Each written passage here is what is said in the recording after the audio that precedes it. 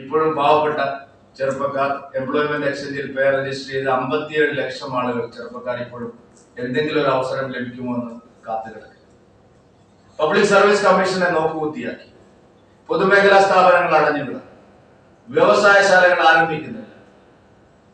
നമുക്ക് ലഭ്യമായിട്ടുള്ള അവസരങ്ങൾ പോലും പ്രയോജനപ്പെടുത്താൻ സാധിക്കുന്നത്. രൂക്ഷമായിട്ടുള്ള തൊഴിലില്ലായ്മ പ്രതിസന്ധിയാണ് സംസ്ഥാനത്തോട്. ഈ സർവേയെ സംബന്ധിച്ച് പീരിയോഡിക്കൽ ലേബർ ഫോഴ്സ് സർവേ പുറത്തുവിട്ടിരിക്കുന്ന സർവേയെ സംബന്ധിച്ച് സംസ്ഥാനത്തെ സർക്കാർ, പ്രത്യേകിച്ച് വ്യവസായ മന്ത്രി, തൊഴിൽ മന്ത്രി, ഇങ്ങനെയുള്ള ആൾക്കാർ, മുഖ്യമന്ത്രി ഇക്കാര്യത്തിൽ അവരുടെ അഭിപ്രായം എന്താണ്? പല സംസ്ഥാനങ്ങളിലും ഓടി നടന്ന് ഈസ് ഓഫ് ഡൂയിങ് ബിസിനസ്സിലെല്ലാം കേരളം നമ്പർ 1 ആയി എന്ന് പറയുന്ന സംസ്ഥാന ഗവൺമെന്റ് പ്രതിനിധികൾ ഇതിനെ സംബന്ധിച്ചുള്ള നിലപാട് വ്യക്തമാക്കും. നമ്പർ 1 കേരളമായി മാറിക്കഴിഞ്ഞിരിക്കുകയാണ് തൊഴിലില്ലായ്മ നിരക്കിന്റെ കാര്യം. ഇത് പരിഹരിക്കാനുള്ള ഒരു നടപടിയും സംസ്ഥാന ഗവൺമെന്റിന്റെ ഭാഗത്തുനിന്ന് ഇല്ല എന്നുള്ളത് നമ്മൾ തിരിച്ചറിയേണ്ടതാണ്.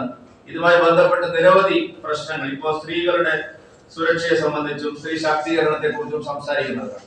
ഡോക്ടർ വന്ദനദാസിന്റെ അതിദാരുണമായ കൊലപാതകം നടന്നു നമ്മുടെ കേരളത്തിലാണ്. ഹേമ കമ്മിറ്റി റിപ്പോർട്ട് പുറത്തു വന്നു. ഇപ്പോഴും ഒരു നടപടിയും, കുറ്റക്കാരെയെല്ലാം സംരക്ഷിക്കുന്ന സമീപനമാണ് സർക്കാർ എടുക്കുന്നത്. അപ്പോൾ സ്ത്രീ ശാക്തീകരണത്തെ കുറിച്ചും സംരംഭകത്വത്തെ കുറിച്ചും സംസാരിക്കുന്നവർ ഉള്ള തൊഴിലിടത്തിൽ സ്ത്രീകൾക്ക് മാന്യമായി ജോലി ചെയ്യാൻ കഴിയുന്നു. നമ്മുടെ മാധ്യമങ്ങളിലൊന്നും അധികം ശ്രദ്ധ ഇതിന് ലഭിക്കുന്നില്ല എന്നുള്ളത് ഒരു ദുഃഖ സത്യമാണ്. കേരളത്തിൽ സ്വകാര്യ സ്ഥാപനങ്ങളിൽ തൊഴിലെടുക്കുന്ന സ്ത്രീകളുടെ പ്രശ്നങ്ങൾ നിരവധിയാണ്.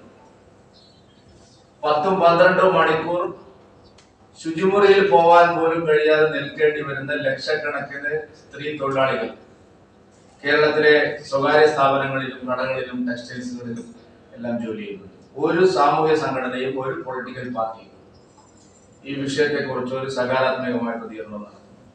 ഭാരതീയ ജനതാ പാർട്ടി ഈ വിഷയം, കേരളത്തിലെ രൂക്ഷമായ തൊഴിലില്ലായ്മയെ സംബന്ധിച്ചുള്ള വിഷയം ശക്തമായി ഉന്നയിക്കാനും ഇതിനാവശ്യമായിട്ടുള്ള പ്രക്ഷോഭങ്ങളും പ്രചാരണങ്ങളും നടത്താനുമുള്ള തീരുമാനം എടുത്തിരിക്കുന്നു.